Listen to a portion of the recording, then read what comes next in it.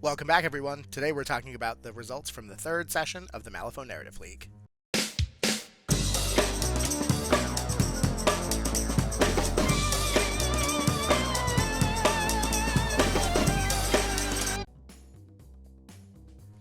Alright, everybody. We have some pretty crazy results this time around. We have a faction that so far hasn't been doing so hot actually come in first. The Outcasts have taken Session 3 with nearly 20% of the league points. And also a faction that hasn't yet won came in second, and we have that being the Resurrectionists coming in with about 15% of the league points. The rest of the factions were pretty close.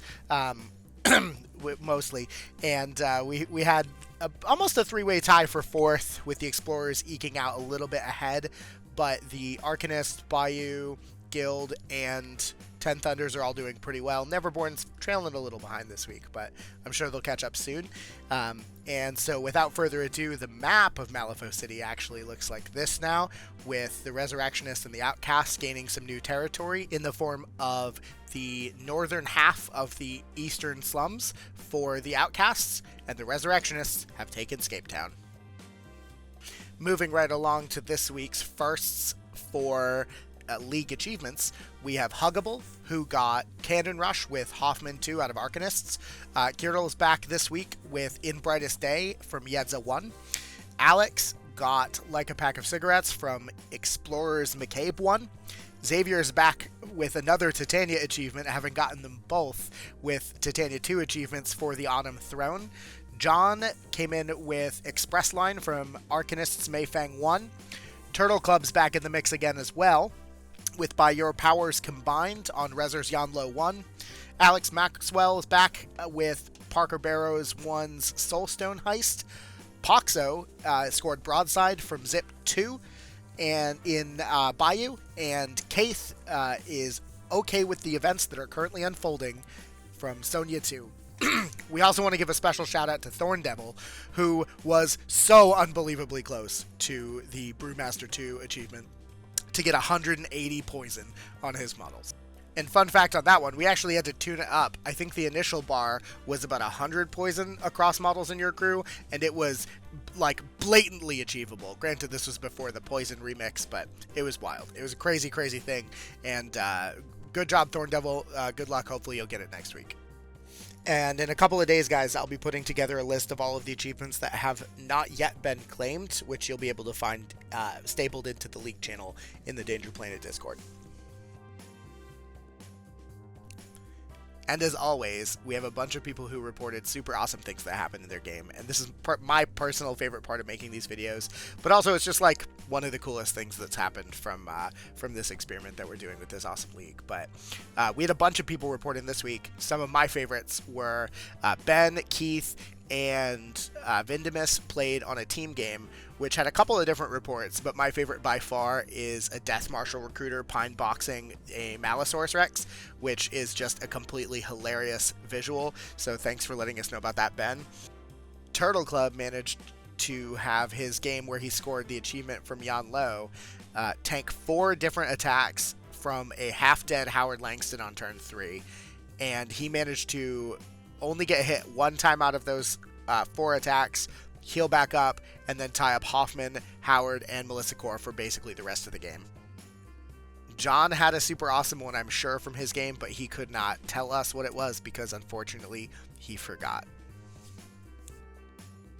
Alexander Kukharenko managed to go on a murder spree with Leviticus, and he turned Parker Barrows, Sue, and a Gunslinger all into abominations. Unfortunately, none of them could go on to realize their true form as a Desolation Engine, but still a great job nonetheless.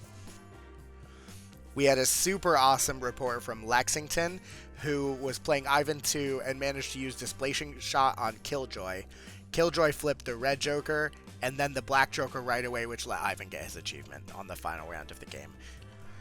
We had a game that Kaith played against his opponent, and apparently it did not go well for the Jackdaw situation, and his opponent claimed that he just wants to play Warhammer now, so I can only imagine how well that went. Maybe be less mean, Kaith. I don't know. We had another really awesome game where Lucius was playing against Ling Li, and both of her calligraphers unfortunately were one-shotted, and in the end, Lucius's logic and elegance lost to Fuhatsu's brutal firepower and protruding tongue, as Venator so wildly put it. We have some unfortunate news for one of the best doggos in the game, Luna, who managed to pick up a sword and run through Maris with it, unfortunately blowing up Maris and then taking herself out in the process. Devin played against Clay. Devin brought Ashura Rotten and Anna Lovelace, and apparently there were detonating zombies everywhere. And we'll finish off this week with Ed, who played against Gwen. Anya had obeyed Winston to drop an explosive, but unfortunately the Hungering Darkness obeyed Winston to pick it right back up again. And finally, y'all, this session is going to start right now, which is Monday, March 13th, and it's going to end on Sunday, March 26th. That is going to overlap with Adepticon, and just like we did for Captain Con, anybody who plays any Malifaux during the weekend of Adepticon is free to report whatever games they play. If you're using the schemes in any of the events, feel free to go and do that, and I'll make sure I make some announcements while I'm there because I'll be there TOing. So please make sure to stop by and let me know if you've been playing in the league and if you've been having fun or if you have any feedback for us. But without further ado, let's talk about the scheme pool. So we'll be playing standard deployment this session. The strategy is break the line, and the schemes are spread them out, in your face, secret meetup, dig their graves, and set the trap. And just like always, guys, I'll be putting a QR code on the screen in just a second.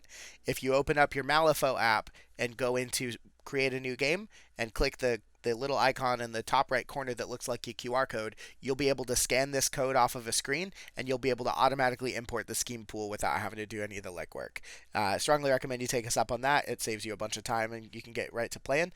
And that's all I've got for you. So keep your ear to the planet. Make sure you check back and jump in all of our awesome Discord stuff. Not only us, but also Defective Dice, who should be dropping his lore video in just a couple of days. And if you're not already in the Discord and taking part of this super awesome league, what are you waiting for? We're in session 4. We have 4 more sessions to go after this one, and can't wait to see how many more awesome stories and how many more achievements you can get. So keep an eye on the planet, and hopefully we'll hear from you soon. Have a great day, guys.